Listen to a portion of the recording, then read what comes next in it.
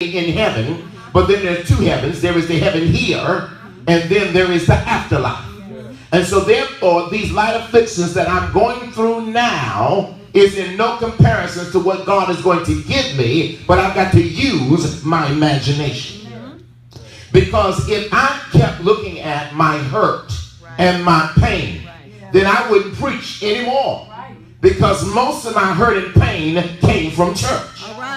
If I would listen to my pain, then I wouldn't do business. Because there are things that have happened to me that sometimes remind me of money lost when you invest in people and people do stuff. It will make me not invest anymore. And then I'll become stagnant and a street person. But instead of that, I've got to use my imagination that moves me beyond my past pain into my now. And then from my now to my future. So you got to bring yourself up to date. You are no longer in your past. You are in your now. Many times we come to church, we are still coming to church from our past and not from our now. In other words, there's no expectation. What makes you not want to get up and hurry to church to get to church on time for praise and worship is you have no expectation. But the Bible says that he gives grace to those that expect it. In other words, when you stop soaking in your past, because the Bible says, behold, I will do a new thing, then he questions you, will you not see it? Then the Bible says, let go of the past. In other words, your past is blocking your expectation. And so you're no longer jumping out of bed to come to church because you don't expect nothing.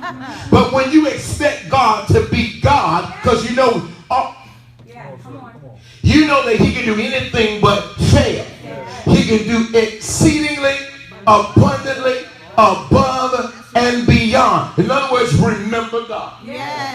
When you come to church with a mind to remember God, if he can do exceedingly, that means that he's gone above what happened. That's right. If he can do abundantly, then he's gone above whatever was. Exceedingly, abundantly, above all that you can ask or, watch this, think. Whatever you're thinking about, God is greater than what you think. So what we have to do now is start letting God blow our mind.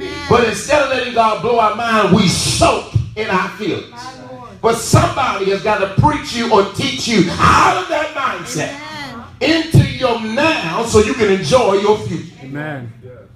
Because if you don't, then you will stay behind feeling what you're feeling. And you'll sit in church feeling nothing. Because your emotions is your fuel. Your emotions is your energy. You won't feel like clapping. You won't feel like saying amen. You won't feel like doing anything because you are still trapped in your own thinking. Now, when we find out this, we understand that God, behold, I do a new thing. He's got to give you a picture. A picture is what you're going to need. And so God says to Gideon in Judges chapter 6, verse number 11 to 16, he had a conversation. Gideon moaned.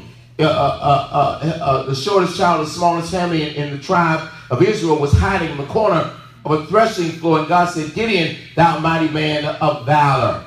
And Gideon, thou mighty man of valor. He's talking to Gideon, but Gideon is going through what I just finished talking about. Now, let's get that picture so you understand. Go with me now to the book of Judges, and I want to be in Judges chapter 6, verse 36 to verse number 40. Chapter 6, verse 36 to verse number 40.